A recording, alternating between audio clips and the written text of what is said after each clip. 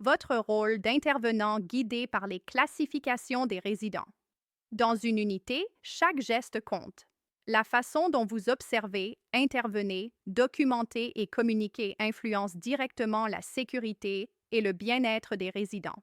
Pour que chaque résident reçoive le bon niveau de soutien, chacun doit connaître son rôle et l'exécuter avec rigueur et cohérence.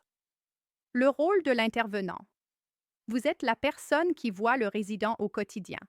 Votre rôle est simple et essentiel. Appliquez ce qui est écrit dans les 17 descripteurs, respectez le niveau d'aide prévu, observez les améliorations ou les dégradations, documentez ce que vous constatez, progrès, refus et les dégradations. Avisez rapidement votre chef d'équipe lorsqu'un changement apparaît. Intervenir avec constance et sécurité. Vous êtes les yeux et les oreilles de l'équipe clinique. Pourquoi vous devez absolument vous référer à la classification avant chaque tâche? Chaque résident a un niveau de capacité différent. Même si deux personnes semblent semblables, leur classification peut exiger deux interventions complètement opposées. Lorsque vous ne vérifiez pas la classification, vous risquez de donner trop d'aide à un résident qui doit travailler son autonomie, donner trop peu d'aide à un résident qui en a réellement besoin, créer un accident, chute, mauvaise manipulation, refus non géré, ne pas respecter les attentes du CIUS. Être tenu responsable d'une erreur qui aurait pu être évitée. La classification est là pour vous guider.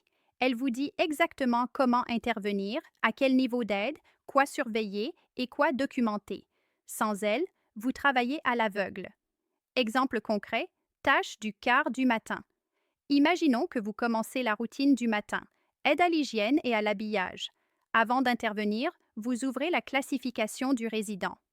Vous y lisez hygiène, aide partielle, habillage, supervision seulement, mobilité, marche avec aide sécuritaire, comportement, risque d'opposition si pressé, cognitif, difficulté à comprendre les consignes complexes.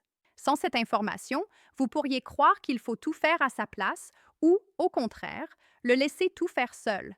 Voici ce que la classification vous apprend. 1. Hygiène, aide partielle. Vous devez l'aider pour le haut du corps, mais le laisser laver le bas s'il y arrive. Si vous faites tout, vous nuisez à son autonomie. Si vous l'abandonnez, vous tombez dans la négligence. Deuxième, habillage, supervision seulement. Vous ne l'habillez pas.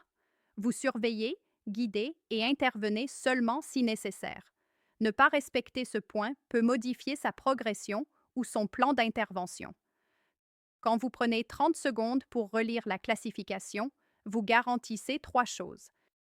Le résident reçoit exactement le niveau de soins qui lui correspond. Vous intervenez en toute sécurité, avec une base clinique claire. Vous protégez votre pratique professionnelle. C'est pour cette raison que vérifier la classification avant chaque tâche importante, surtout au début de votre quart, n'est pas une option. C'est une obligation clinique et un geste de sécurité pour tous.